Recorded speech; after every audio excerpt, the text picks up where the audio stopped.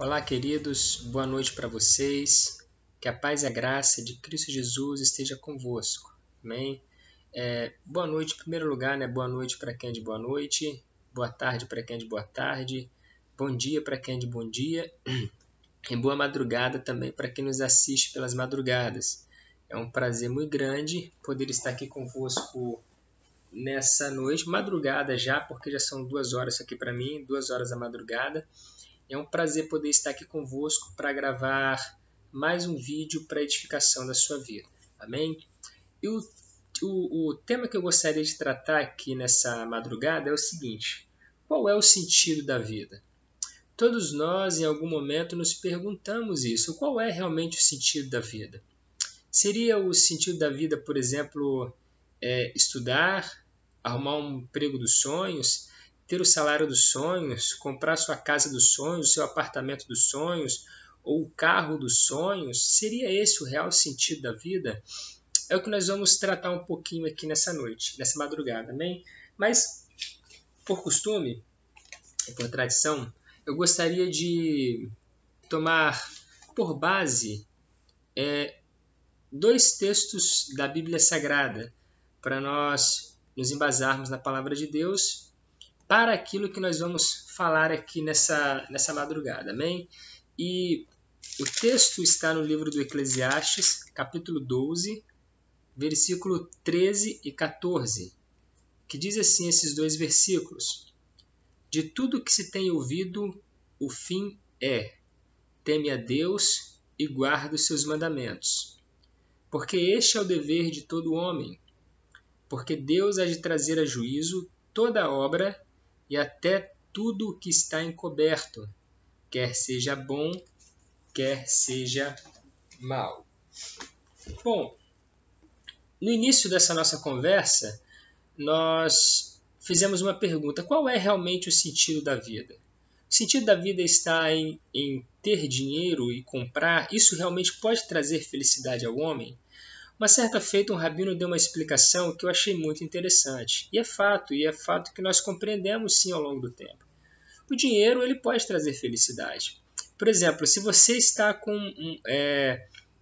querendo comprar, precisando de comprar roupas novas, e você vai lá e compra uma roupa nova, um calçado novo, isso traz uma certa conforto e felicidade para você. Lógico que temporal e não plena, porque as coisas materiais, com o tempo, elas se desgastam. E quando elas se desgastam, você precisa comprar novamente. Se você põe a sua felicidade nisso, isso se torna algo vicioso. E por se tornar algo vicioso, você entende que a sua felicidade está embasada naquilo que você pode adquirir. Então imagina quando você, por exemplo, não tiver mais poder aquisitivo de adquirir roupas caras, apartamentos caros, casas caríssimas, carro do ano. Então, quando isso se for, toda a sua felicidade também vai embora. É interessante porque no final do Sermão da Montanha, Jesus profere uma parábola que tem um significado muito profundo a respeito da vida, daquela parábola. Do homem que edifica sua casa sobre a rocha e do outro homem que edifica sua casa sobre a areia. E perceba você que os fenômenos climáticos que sobrevêm a uma casa que está sobre a rocha é a mesma que vem sobre a casa que está sobre a areia. Ou seja, os fenômenos climáticos trata-se das lutas, das adversidades que nós enfrentamos nessa vida, quer seja cristão, quer seja judeu, quer seja muçulmano, quer seja uma pessoa de outra religião ou uma pessoa irreligiosa. Todos nós passamos por lutas, por tribulações, por aflições e por dificuldades nessa vida. Isso independe de uma crença religiosa ou não. O interessante é que ele fala sobre os alicerces da casa. O que é o alicerce da casa? O alicerce é o ato do ser humano ter ou a predisposição que o ser humano tem em aplicar o seu coração a alguma coisa que a vida lhe oferece. Isso é fato. Todos nós buscamos aplicar o nosso coração a alguma coisa que a vida nos oferece. Isso para que nós tenhamos uma base para nós nos embasarmos e seguirmos essa vida. Por exemplo, quando ele diz que o homem que edificou a sua casa, lançou os alicerces sobre a areia, trata-se das coisas dessa vida, as coisas materiais. E quando uma dificuldade vem e carrega essa base, você também vai junto, porque todo o alicerce da sua vida, você aplicou as coisas materiais, ou seja, você aplicou o seu coração somente às coisas materiais. Por um outro lado, teve um homem que lançou os alicerces da sua casa sobre a rocha. E quem é essa rocha, senão Jesus de Nazaré? Ele mesmo disse a Pedro: eu digo que tu és Petros. Petros no grego é pedrinha, seixos, aquelas pedrinhas que você vê próximo ao rio, é seixos. E sobre esta pedra, perceba que o pronome aqui indica a primeira pessoa, ou seja, o locutor. Sobre esta pedra edificarei a minha igreja. E Petra não é a mesma coisa que Petros. Petros é seixos, pedrinha. E Petra significa grande rocha maciça. Então, se referindo a Jesus mesmo, ele dizia que ele era a grande rocha maciça. E sobre ele mesmo, ele edificaria a sua igreja. E as portas do inferno não prevaleceriam contra ela. Ou seja, a igreja foi capacitada pelo Espírito Santo para atacar as portas do inferno. Entendeu? Não é que o inferno, ainda que o inferno nos ataque, nós temos a quem recorrer, que é Cristo Jesus, que é o nosso refúgio, fortaleza, socorro bem presente na hora da angústia, mas a igreja também ela tem a capacidade de atacar, arrebatar almas do fogo do inferno, como diz Judas na sua carta, e ainda assim voltar a atacar. Esse é o poder que nos foi dado. Então, quando o alicerce da nossa vida torna-se Jesus de Nazaré, podem vir os problemas que for, porque nós não vamos ser levados por essas enxurradas dos problemas que a vida nos oferece, porque o próprio Jesus é a palavra de Deus. Então passa céus e passa terra, mas a palavra dele não passa. Então, se a palavra dele é eterna, logo, se nós edificamos, aplicamos nosso coração a Cristo Jesus, nós também permaneceremos eternamente. É claro que dentro desse tempo de vida existencial, o nosso corpo físico ele tem começo, meio e fim. É lógico, porque esse nosso corpo, ele vive fadado ao tempo Cronos, começo, meio e fim, mas o nosso espírito ele está fadado ao tempo Kairos, ou Queiros no grego, que é um tempo que nós chamamos de atemporal, não tem começo, meio e fim, é eterno, e vai para a eternidade, se com Deus, porque aceitamos a Jesus Cristo, sem Deus, porque nós negligenciamos em aceitar Jesus como nosso único e suficiente Salvador da nossa alma. Então a parábola de Jesus traz esse significado profundo, o fato de que nós, como seres humanos, estamos com a nossa alma, coração é que eu falo de alma, uma palavra figurativa, nós temos uma inclinação, a nossa alma está inclinada para aplicar para atrair a nós aquilo que a vida nos oferece. O que nós estamos atraindo para a nossa vida para que nós venhamos a nos mantermos de pé diante das adversidades da vida. Então, aqui, o dinheiro pode trazer uma felicidade? Sim, temporal. Mas eu não posso aplicar, mas não pode me dar uma felicidade plena. Uma paz plena só em Jesus. Ele mesmo disse isso: deixo-vos a minha paz vos dou e não vos dou como o mundo a dá. Então, qual é realmente o sentido da vida? Porque, por exemplo, se você pegar alguns grandes nomes da história aí, você vai ver que eles tinham tudo. Exemplo de Chris Cornell, que foi o vocalista da banda Soundgarden, que foi uma das 4 maiores bandas de grunge de todos os tempos, Começa com Nirvana, que estourou esse estilo musical de rock, que é o grunge, que tinha aquelas bandas que tinha em Los Angeles, que ninguém dava muito, olhava muito para aquelas bandas, Um estilo musical que ninguém olhava muito. De repente veio o Nirvana com o álbum Nevermind, e aquele garotinho nadando na piscina atrás de uma nota de dólar fincado no anzol. Acho que mesmo que você não tenha escutado esse álbum, falo porque eu fiquei afastado da igreja e escutei durante 7 anos o rock and roll, o heavy metal, o rock no geral. Mas você já viu essa banda, já viu essa camisa em algum lugar, e realmente você já deve ter ouvido falar do Nirvana. E ele fez com que esse álbum fez com que o estilo estourasse. Aí veio o Nirvana, Alice in Chains, Nirvana, Pearl Jam, Alice in Chains e Soundgarden, que foram as maiores 4 bandas de grunge de todos os tempos. O Chris Cornell foi vocalista do Soundgarden, também fundou o Audioslave. Era um homem que tinha muito dinheiro, era um homem que tinha uma conta gorda, era um homem que tinha mansão, carros do ano, mulheres à vontade, e era um homem que também tinha... foi considerado o homem mais sexy de todos os tempos. Mas um homem que não tinha paz, um homem que não tinha felicidade. Um homem que se suicidou, se não me falha a memória, com o próprio cinto amarrado ao seu pescoço, que amarrou na maçaneta de uma porta qualquer da sua casa e tirou sua própria vida.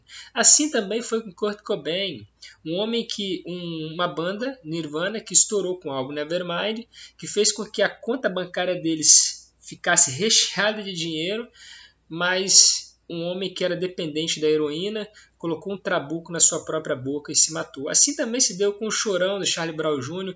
e tantos outros, né? Não só no âmbito musical, mas no âmbito de filmes, né? Do cinema e etc. e tal. Então, diante disso tudo, nós nos fazemos qual é realmente o sentido da vida. Há um tempo atrás, só para finalizar essa parte, há um tempo atrás eu estava vendo na TV Record jogadores de futebol que ganharam muito dinheiro, mas eles mesmos declararam: eu não tinha paz, eu não tinha sossego. Né? Então, realmente, qual é o sentido da vida?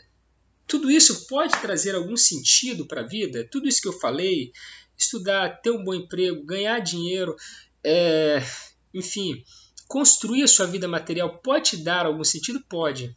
Mas eu penso comigo que isso não pode trazer um total sentido para a vida. Freud era um judeu austríaco e ele disse o seguinte: se os judeus valorizam o mundo espiritual, eu também valorizo. Eu acho que o grande problema hoje é o materialismo excessivo, a tal ponto de negligenciarmos que existe um mundo muito mais superior, que é o mundo espiritual. Né? Entender que realmente o total sentido da vida está em obedecer a Deus e às suas leis. Por que falei isso? Por que falo isso? E por que eu tomei como base esses textos do livro do Eclesiastes? Por quê? Porque Salomão ele foi o terceiro monarca em Israel, após quando Israel sai do período dos juízes e entra na monarquia unida, tendo como rei Saul, Davi e Salomão.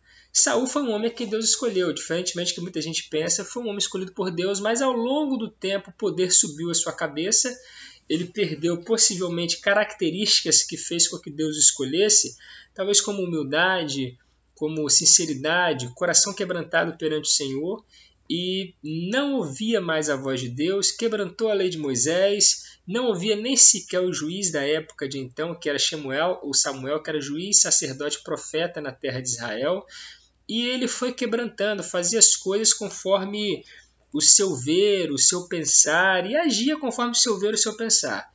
E o que aconteceu? O reino lhe foi passado, Deus escolheu um outro homem chamado David Melech, ou Davi o rei, e ungiu ele a sacerdote, a rei. Davi era muito garoto, teve uma primeira unção ainda na casa do seu pai, depois teve uma segunda unção e por fim teve uma terceira no deserto, em Hebron, se não me falha a memória, e depois teve uma terceira unção em Jerusalém, sobre todo Israel, os anciãos o ungiram como rei. Davi foi um homem que errou também, cometeu erros gravíssimos no seu reino, mas Davi ainda assim tinha um coração quebrantado, aceitava a correção do Senhor e por isso agradou os olhos de Deus pela sua sinceridade, pelo fato de ele conseguir dar respostas de quebrantamento a Deus diante dos seus erros. Depois disso veio seu filho Salomão, que reinou sobre o estado de Israel antigo. Salomão foi o filho de Davi com Batseba, o primeiro filho de Davi com Batseba. Deus tirou porque foi aquele fruto de adultério, mas Deus é aquele que transforma maldição em bênção e acabou dando a Davi Salomão, que foi filho de Batseba e foi o terceiro monarca em Israel. Salomão foi um homem fantástico, um homem extraordinário. A Bíblia diz que quando Deus aparece a Salomão, ele faz uma pergunta: o que você quer, Salomão? Peça que eu lhe darei. Salomão pediu a Deus um coração sábio, não para administrar as riquezas do seu pai Davi, como muita gente diz, mas Salomão pede um coração sábio para que ele possa julgar a nação de Israel, para que ele possa entrar e sair diante da nação. E Deus achou aquele pedido de Salomão interessantíssimo e agradou-se muito daquele pedido de Salomão, a tal ponto de Deus falar: olha, Salomão, por que você não me pediu riquezas? Por que você não pediu dinheiro, nem os seus inimigos? Eu te darei um coração sábio, como nunca se levantou antes de ti e nem se levantará depois. E Deus deu a ele um coração sábio, e Deus termina dizendo: também te darei riquezas. Salomão foi um homem muito rico, Salomão foi um homem muito sábio. Por exemplo, quem nunca ouviu a expressão a glória do reino de Salomão? Foi um homem extraordinário. Escreveu o livro de Provérbios, depois ele cometeu um grande erro, o Provérbios, Cantares de Salomão, que é um dos seus mais de 5.000 cânticos, se não me falha a memória. Um desses foi para o cânon sagrado, tem vários outros cânticos que ele escreveu, e por fim ele escreve Eclesiastes. Ele escreve Eclesiastes depois que ele cometeu grandes erros na sua vida, Depois de ele ter queimado incenso a ídolos cananeus, ele percebeu a bobeira que ele fez e volta à fé. Então, através da nossa pergunta, qual é realmente o sentido da vida, eu vou discorrer um pouco a respeito do livro do Eclesiastes, e também aproveitando para responder a duas questões. O que Salomão, qual é o sentido que Salomão quer passar no livro do Eclesiastes? Ele está sendo pessimista ou ele está sendo realista? E o que realmente significa a palavra vaidade, que tanto aparece no livro do Eclesiastes? Qual o significado dessa palavra, Então, o livro do Eclesiastes é interessante porque Salomão começa a escrevê-lo de trás para frente. Se você olhar, pelo menos ler a biografia dele, você vai ver que ele escreveu Provérbios, possivelmente Cântico dos Cânticos. Depois ele se afasta do Senhor. Ele começa a queimar incenso a ídolos cananeus. E o ato de queimar incenso a ídolos era uma espécie de adoração também que se fazia naquela época. Era uma espécie de adoração a um Deus. E aquilo foi muito ruim. Tanto que o profeta Aías chama Jeroboão, que era servo de Salomão, e fala assim: por causa desse pecado aí de Salomão, Deus vai rasgar o reino. Ele pega uma capa, rasga a capa e fala assim: dará para você 10 tribos, e uma tribo ele vai conservar por amor a Davi, seu pai, que é homem segundo o seu coração. A partir desse momento, Salomão volta. Ele começa a perceber que ele fez coisa errada e volta novamente à fé no Deus único e verdadeiro, a fé a qual a religião judaica pregoava. Então, o que acontece? Ele começa a escrever Eclesiastes de trás para frente. Se você pegar ali o capítulo 1, você vai começar a perceber que ele começa a fazer toda uma cronologia da sua própria vida, construir açudes, adquirir riquezas, acumulei para mim instrumentos musicais, tive mulheres de todos os cantos, enfim, uma série de coisas que eles começam a escrever. Então, o livro do Eclesiastes, Salomão está fazendo uma cronologia da sua própria vida. Deixa eu te fazer entender através de uma figura de linguagem. É como se Deus colocasse Salomão em um grande corredor, e do seu lado direito há muitas portas, e também do seu lado esquerdo há muitas portas. E cada porta você tem acesso a uma sala, e cada sala é como se representasse um saber, um prazer da vida. Ele entra numa porta, a primeira porta à direita, ele tem aqui o corredor à sua frente, com várias portas à direita e à esquerda, e lógico, com um limite. Porque para todo conhecimento humano também existe um limite. Quem é ilimitado, isso é só Deus. Nós, como seres humanos, como falei no outro vídeo, não podemos absorver todo o conhecimento que existe no mundo. Nós vamos conhecer em parte, mas não tudo. Essa é a nossa realidade. Então Salomão está num corredor. E na sua direita várias portas, na sua esquerda também várias portas. Ele entra na porta direita, experimenta um saber, experimenta o conhecimento, ele sai dali e chega a uma conclusão, a um denominador comum, é vaidade. É como se ele pegasse uma plaquinha, escrevesse naquela plaquinha vaidade, colasse naquela porta. Vai para a porta esquerda, experimenta um saber, um conhecimento, um prazer, sai de lá, pensa, chega a uma conclusão, a um denominador comum, escreve na plaquinha vaidade e cola na porta esquerda. E vai de novo para a porta direita, esquerda, assim sucessivamente. Quando ele chega no auge da sua vida, nos últimos momentos da sua vida, ele olha para trás e começa a perceber que todas as portas pelas quais ele havia entrado e experimentado um saber, um conhecimento, um prazer, ele havia colocado uma plaquinha nela. Todas as portas, vaidade. E aí começa, ele escreveu o livro do Eclesiastes. Por exemplo, se você pegar o livro do Eclesiastes, eu já li esse livro trocentas vezes já ouvi várias vezes com o Cid Moreira. Eu acho um livro fantástico na Escritura Sagrada, é um dos meus livros da Bíblia Sagrada favorito. É lógico que você tem o Sermão da Montanha de Jesus, que é um livro que é fantástico. O Evangelho segundo escreveu Mateus, Marcos, os evangelhos, os livros do evangelho também eu acho fantástico, as cartas de Paulo eu acho fantástica, mas o livro do Eclesiastes é um livro que eu acho extremamente fantástico, porque ele traz um sentido filosófico da vida muito profundo. E ele começa, ele olha para trás e percebe que todas as portas, ele havia colocado, ele escreveu uma plaquinha e colocou vaidade. Aí ele começa a escrever o livro do Eclesiastes. Vaidade de vaidades, diz o pregador. Vaidade de vaidades, é tudo vaidade. Percebe por que ele começa a escrever o livro do Eclesiastes de trás para frente? Aí ele começa a discorrer a cronologia da sua vida, desde o início até o final. E ele começa a falar sobre muitas coisas. Ele é interessante porque ele começa o livro do Eclesiastes, você vê nele uma nuance. Há momentos em que Salomão fala de coisas espirituais, como por exemplo, lança o teu pão sobre as águas, porque depois de muitos dias o acharás, e quando achar, reparte com 7 até com 8, porque você não sabe que mal há de vir sobre a terra. Para você compreender essas coisas somente no âmbito espiritual.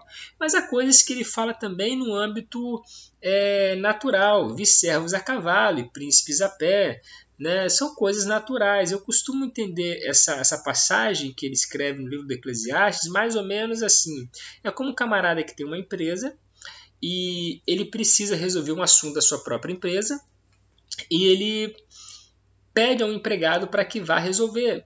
Só que, para que resolva rápido, ele fala assim, olha, toma aqui a chave do meu carro e vai com o meu carro.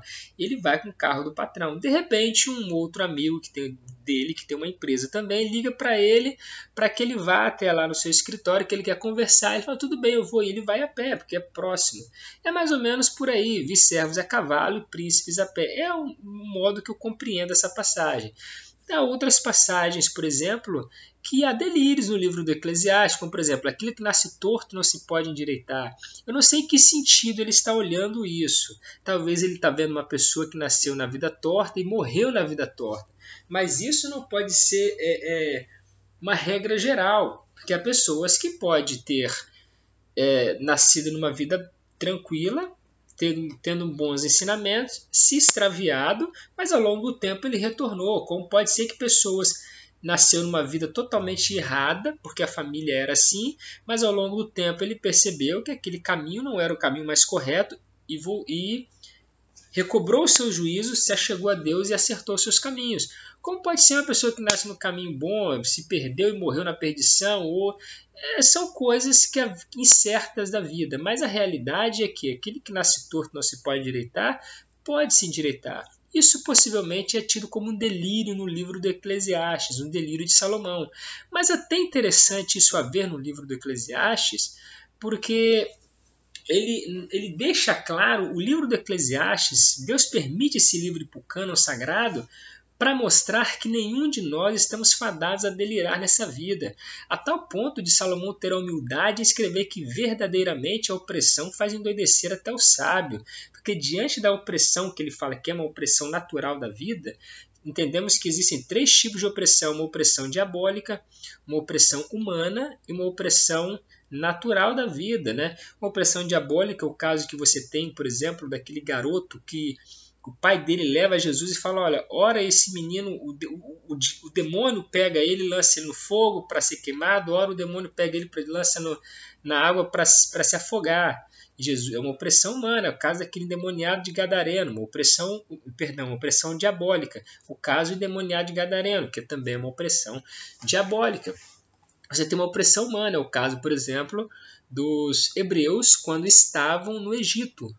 Os egípcios oprimiam os hebreus. É por isso que a Bíblia condena a opressão. Opressão é pecado. Quem oprime o outro está pecando, porque isso é pecado também.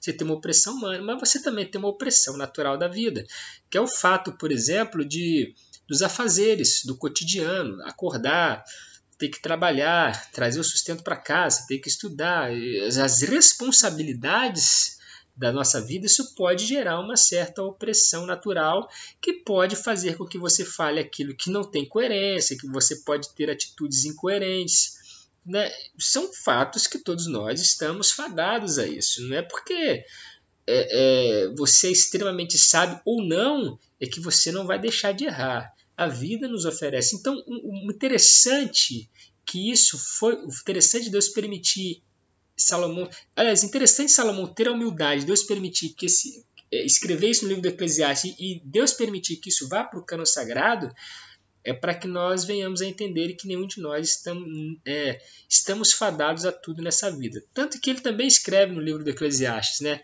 Vi também que há delírios e desvarios no coração do homem. Ou seja, estamos fadados a tudo nessa vida. Impossível. Por mais que você entenda, por mais que você saiba interpretar ou ler as entrelinhas da vida, e por mais que você crie mecanismos de defesa contra esses males da vida, uma hora vaza e você realmente vai estar fadado a tudo. E ele começa, então ele tem essa nuance, ele tem uma nuance de olhar a vida de maneira espiritual, mas ele também olha a vida com um olhar natural e até meio de delírios. Mas você percebe que diante disso tudo ele dá um checkmate e ele sempre assina no final com um olhar espiritual. Porque para você entender que tudo é vaidade, que tudo no âmbito é natural, né, no âmbito terreno é passageiro, e o que vai prevalecer realmente é a fé do homem em Deus e a obediência à sua palavra, porque ele entendeu que não há coisa melhor nessa vida. Mas houve também um momento em que Salomão ele desaplicou o seu coração a todas as coisas que ele fazia. Ele chegou, olha, eu fiz a minha obra. E quem vai me substituir? Eu fiz a minha obra com destreza, né, ou com habilidade, com sabedoria, e quem vai me substituir para dar continuidade? Sabe eu se ele será sábio ou se ele será tolo? Também isso é vaidade. Ele chegou a desaplicar o seu coração a tudo que ele fazia. Uma espécie de niilismo. Niilismo é uma doutrina, né? Um pensamento filosófico que apregou que a vida não faz sentido. Os valores éticos, os valores morais, os valores religiosos não têm sentido nenhum. Inclusive Nietzsche chegou a dizer isso, um filósofo alemão. Ele disse, para Nietzsche existiam dois tipos de niilismo, o passivo e o ativo. O niilismo passivo era aquele que a pessoa ela mudava, havia uma elevação na sua alma, porém ela ainda tinha apego a algumas tradições. Já o niilismo ativo, para Nietzsche, é o desapego total às crenças, seja religiosas, valores morais, éticos e morais, né? Porque para alguns dizem que não há diferença entre ética e moral, mas alguns filósofos costumam colocar uma diferença entre ética e moral. Uma sutil diferença, mas existe. Ética seria reflexão quanto à conduta, a moral é a conduta em si. Ou seja, eu reflito que roubar é errado. Então, na minha prática, isso é refletir a ética. Na minha prática, eu não roubo, então é a minha moral. Pode ser, há também a ética boa como a ética ruim. Você pode refletir sobre coisas ruins e praticar coisas ruins, que aí é má conduta, é uma moral ruim. Entendeu? Então, essa é a sutil diferença. Então, o que acontece? Então, até me perdi agora. Em relação a isso, voltando aqui, então ele começa lembrei. Então, para Nietzsche existia o niilismo passivo, que o indivíduo evoluía sua alma, mas ainda tinha apego a algumas tradições. Já o niilismo ativo, para Nietzsche, ele desapegava totalmente da vida, a vida não tem sentido nenhum, e ele espera ou provoca a morte. Salomão chegou a uma espécie de niilismo, ele desaplicou o seu coração a toda a obra que ele fazia debaixo do sol. Mas ele começou a entender que olhar essa vida somente com um olhar natural é a maior besteira que se faz na vida. É a maior bobeira. Descentralizar Deus da sua vida, das suas conquistas, é a maior bobeira. E é aqui que eu entro. Por exemplo, Salomão está sendo pessimista ou realista? Para depois eu vou responder a questão da vaidade. Em nenhum momento Salomão está sendo pessimista. Em nenhum momento. Se você ler o livro do Eclesiastes, em nenhum momento ele diz para você não buscar, para você não construir. Em nenhum momento. Ele só te dá uma realidade da vida, que tudo é passageiro. Então, olha só, ele não é pessimista, ele é realista. Qual é a diferença? Deixa eu tentar te mostrar a diferença do que é uma pessoa realista e uma pessoa pessimista. Uma pessoa pessimista e uma pessoa realista. O pessimista, ele é assim, você diz assim, vou estudar para passar na prova de direito da UFES, porque eu quero estudar. E você fala para alguém, ele diz assim, rapaz, não faz isso não, você tem que estudar muito. Você vai estudar muito, depois esse negócio não pode dar lucro nenhum, no princípio você tem que... não vai... E começa a te dar um monte de palavras que te deixam para baixo. Isso é pessimista. Eu, particularmente, te aconselho a se afastar de pessoas pessimistas, porque pessoas pessimistas elas estão no buraco. Você tenta tirá-las de lá, algumas saem, mas outras não querem sair. E eles vão te sugar para aquele buraco também. Então a melhor coisa é se afastar. Quando quer ajuda, tudo bem, ajude. Mas quando não quer, é melhor se afastar. Esse é o pessimista. Olha a diferença do realista.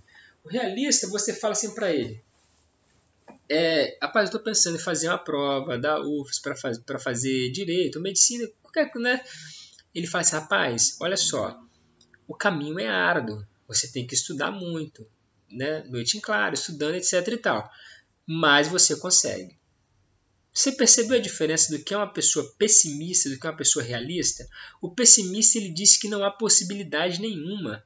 O realista não, ele te traz para a realidade, coloca teu pé no chão e diz, a caminhada é árdua, mas você consegue. Então, em nenhum momento Salomão está sendo pessimista no livro do Eclesiastes.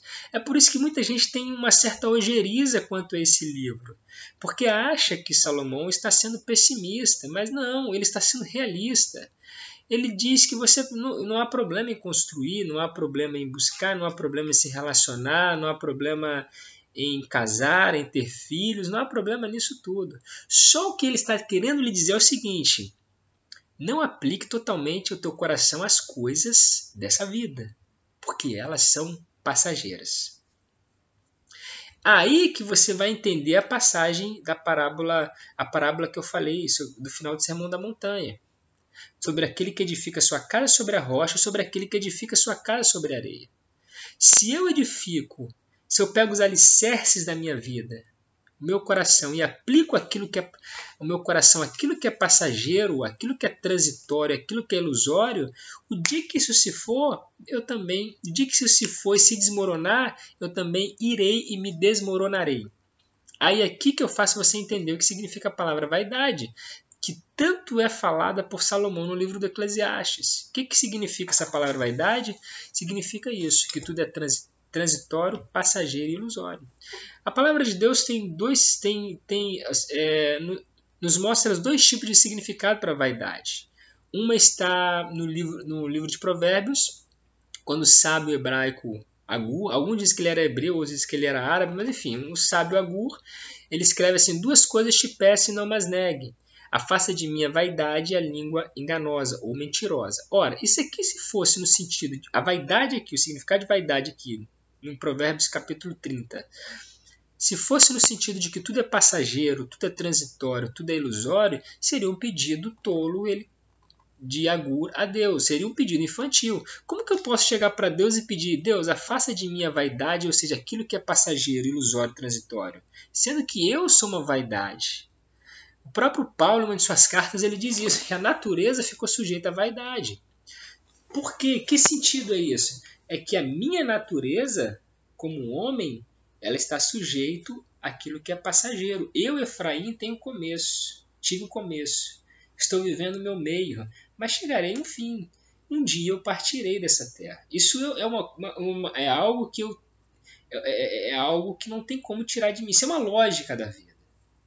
Quantas pessoas estavam com você e hoje já não estão mais? Partiram.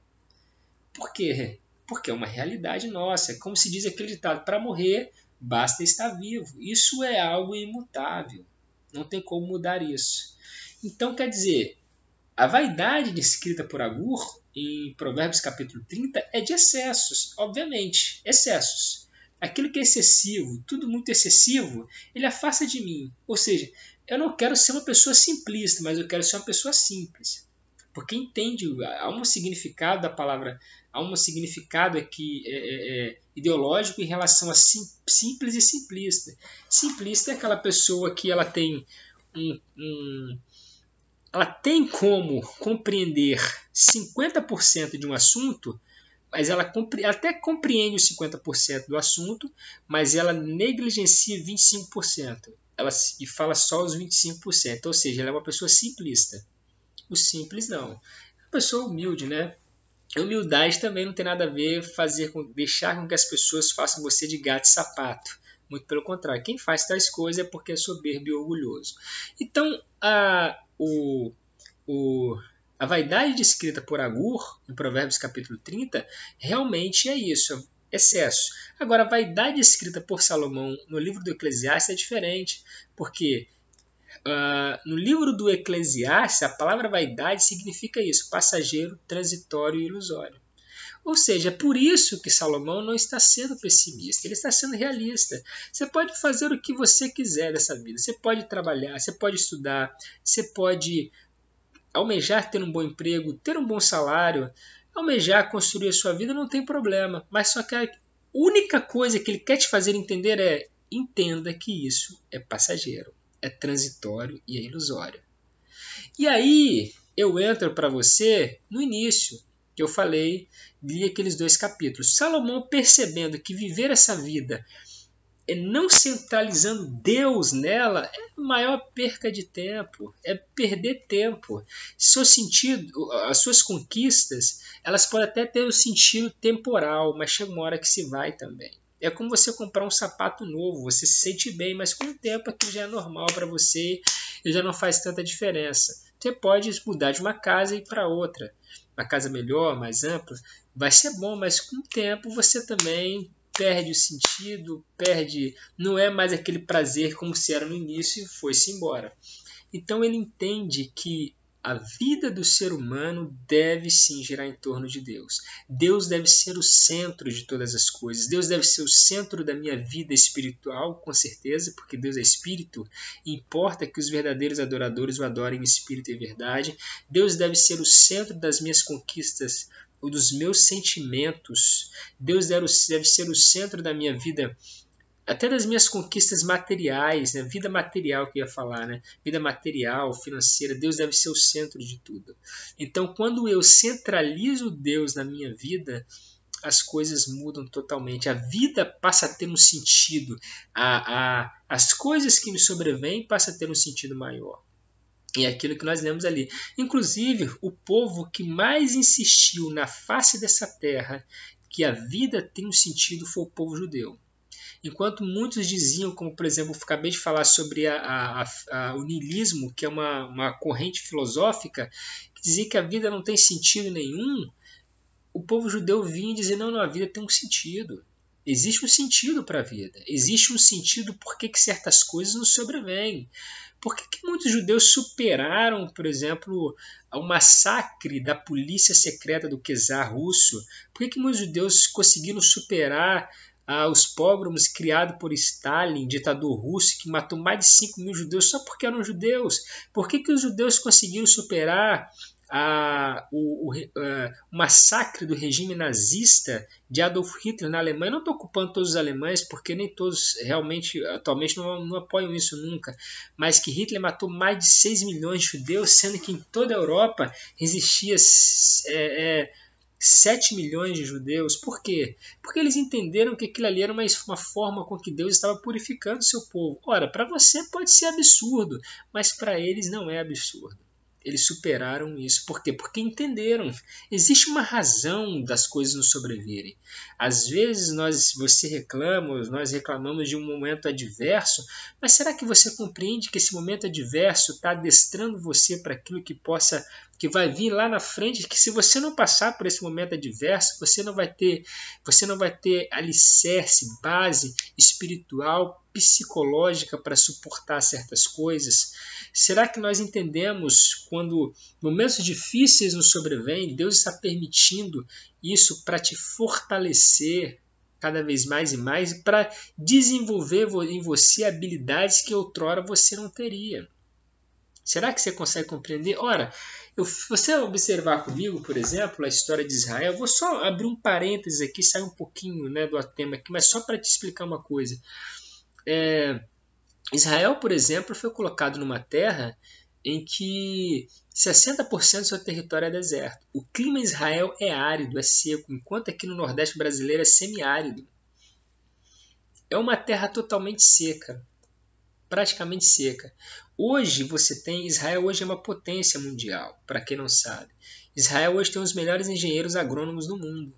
60% do seu território é deserto. Israel consegue ser um dos maiores exportadores de frutas para a Europa. Até um tempo atrás era o quarto maior exportador de frutas para a Europa. Israel vende tecnologia vende água, praticamente. Israel vende água, porque eles vendem a tecnologia que consegue abstrair água. Um soldado israelense, quando ele vai para a guerra, ele não leva cantil de água. Ele leva um mecanismo que absorve a umidade do ar, que aloja no recipiente, tem um canudinho que ele suga no canudo da água e que fica alojado aqui no recipiente. Entendeu? Por exemplo, como é que se dá engenharia agrônoma em Israel? Por exemplo, Israel, 60% do seu território é deserto. Como que se dá essa engenharia? Como é que Israel consegue ser o quarto maior exportador, um dos maiores exportadores de frutas para a Europa? Os engenheiros agrônomos em Israel, eles criaram um recipiente, um mecanismo que à noite consegue captar o orvalho, consegue acumular no recipiente e durante o dia irriga toda a terra. Eles têm kibbutz, eles criam peixe no deserto. Eles conseguem extrair água do solo, colocam nos kibbutz, vendem aqueles peixes e com a água e aí que fica ali o resquício de peixes, eles criam desinfetante que é muito bom e vendem desinfetante. Deus colocou Israel numa terra. Israel hoje, por exemplo, eles são cercados por inimigos. Israel fica 24 horas acordado. O radar é 24 horas acordado, porque se Israel dormir um segundo, os inimigos ali embaixo. Você tem o Líbano, você tem a Jordânia, a Cisjordânia, a Síria, a Arábia Saudita, todos eles são inimigos de Israel declarado. Tanto que o Irã, um tempo atrás, deu a declaração que Israel deveria ser riscado do mapa. Para você ter uma ideia. Então, por que Deus coloca Israel justamente nesse ambiente? O judeu, quando ele já nasce tendo fibra, ele já nasce entendendo que ele é cercado por inimigos. E isso cria nele uma certa resistência maior. Você começa a entender por que às vezes Deus nos coloca em terra seca, para que através dessa terra seca nós venhamos a desenvolver habilidades que nós jamais desenvolveríamos numa terra boa. É por isso que Deus às vezes nos coloca em certas adversidades. É por isso que Deus não coloca em você na bonança, muitas das vezes. Ele coloca você na adversidade, em terra seca, para criar em você resistência, para desenvolver em você habilidades que você não tinha. E para você aprender a lidar com essa vida. Entendeu? Então, é só um parênteses aqui, vou finalizar outra história aqui. Então, o que acontece? Salomão entendeu isso. Né? Que o fim de tudo que se tem ouvido é: teme a Deus e guarda os seus mandamentos, porque esse é o dever de todo homem. Porque Deus há de trazer a juízo toda a obra, e até mesmo aquelas que estão encobertas, quer seja boa, quer seja mal. Então esse, de fato, é o sentido da vida. O sentido da vida está a centralizar Deus nas suas conquistas, seja no âmbito espiritual, emocional e material. E Salomão, no livro do Eclesiastes, ele não está sendo pessimista, ele está sendo realista. Tanto quanto a palavra vaidade significa que tudo é passageiro, tudo é transitório e tudo é ilusório. Amém? Então eu peço que você reflita nessa mensagem que lhe foi passada. Amém? Que Deus te abençoe em Cristo Jesus e que a paz e a graça de Cristo Jesus esteja convosco.